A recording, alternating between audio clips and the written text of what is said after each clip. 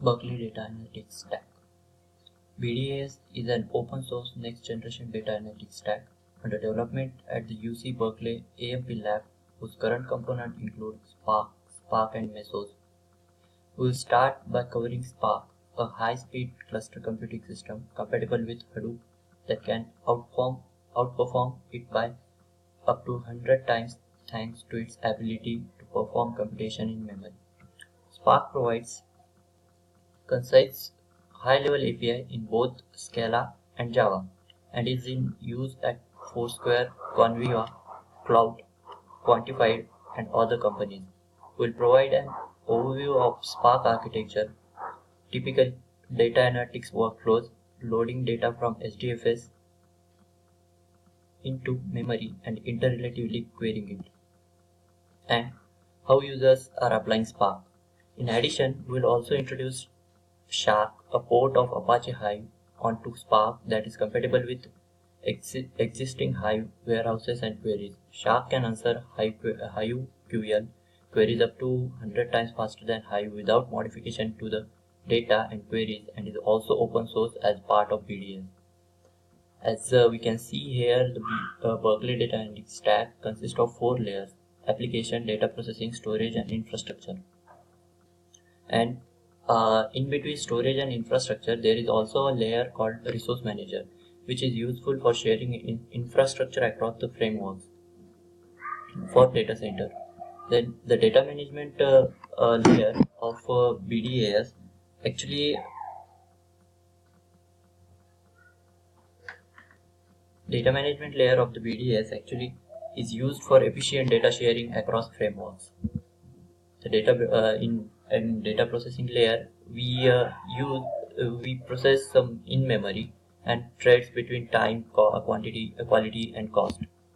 In application layer, new apps like AMP Genomics, Carrot are used. These 3 layers are most important layers in the BDAS.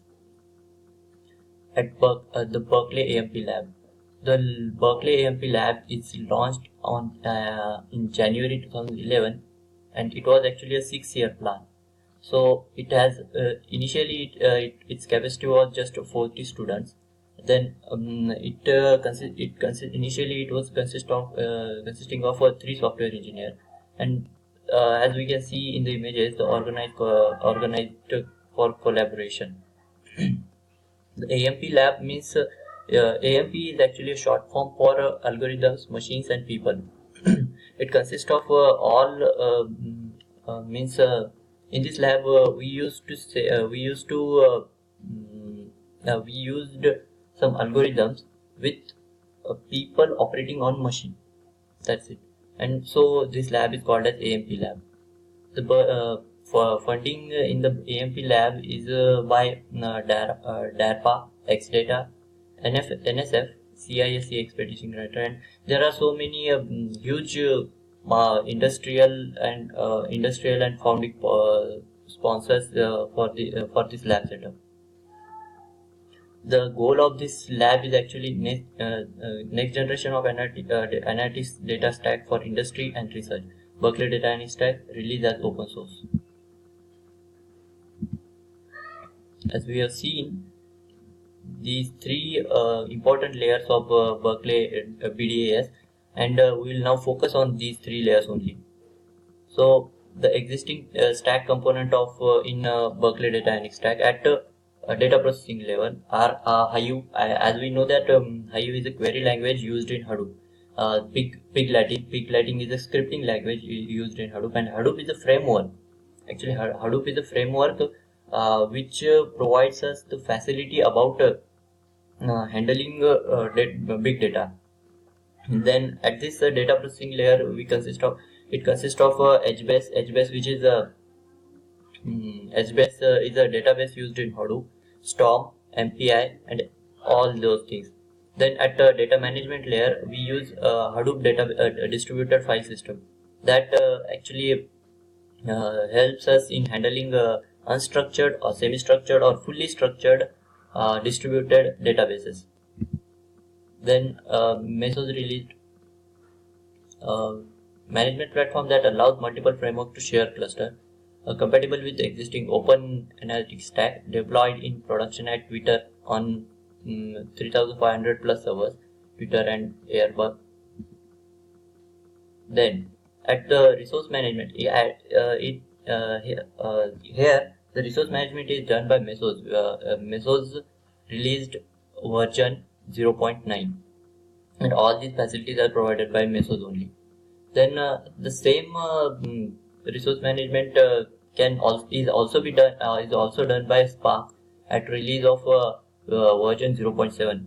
And in this release, in-memory framework, they introduced in-memory framework for interactive and iterative computation, resilient distributed datasets (RDD), fault tolerance in-memory storage abstraction, Scala interface, Java and Python APIs. They also introduced some important APIs like Java and Python, which are actually open source and free to use. Then the Spark layer comes at this level, just at data processing level. Spark community is not a huge community. It just consists of Spark community arranged an online training in August, which is attended by at most 3,000 people, and it consists of actually 500 plus meetup members, 14 companies contributing in this community. Then Spark Streaming Alpha Release. This Spark Streaming Alpha Release consists of large-scale streaming computation, ensures exactly one semantics, integrated with Spark, unifies batch, interactive and streaming computation. This also is part of data processing layer. Then Shark, Hive over Spark. SQL Shark is actually Hive over Spark. So SQL like it has a SQL like interface. Hive has a SQL like interface. So since it is a query language, so interface might be same for both SQL as well as Hive, but up to 100 times faster for in-memory data and 5 to 10 times for disk. In test of 100 nodes cluster at Yahoo, it actually tested hundreds of nodes at Yahoo. In the place for Shark here shown. Then Spark and Shark are actually available on Amazon Web Services at some cost. So we can reach here by as shown in the image. Tachyon.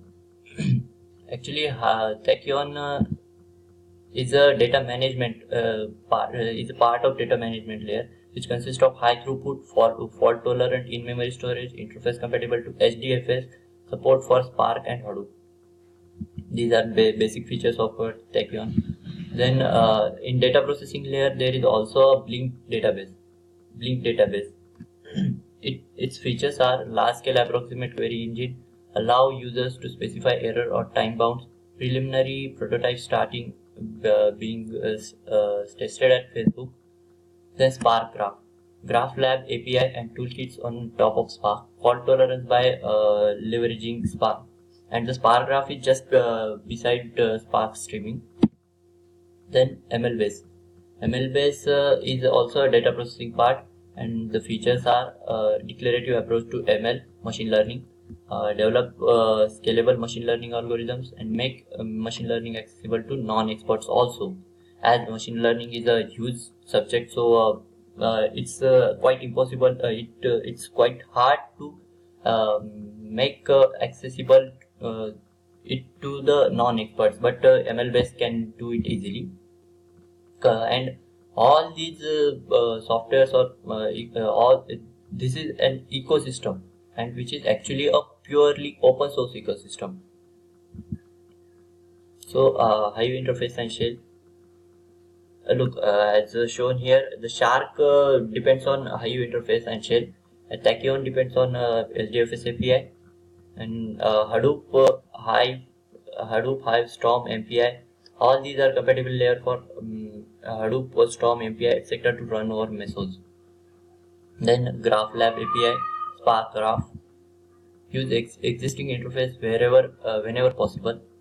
Spark is an existing interface, support HDFS API, S3 API, and Hive metadata.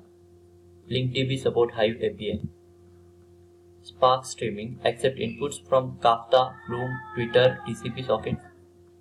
And as a summary, holistic approach to address next generation of big data challenges. Support interactive and streaming computation, in-memory, fault-tolerant, storage abstraction, low latency scheduling, easy to combine batch streaming and interactive computations.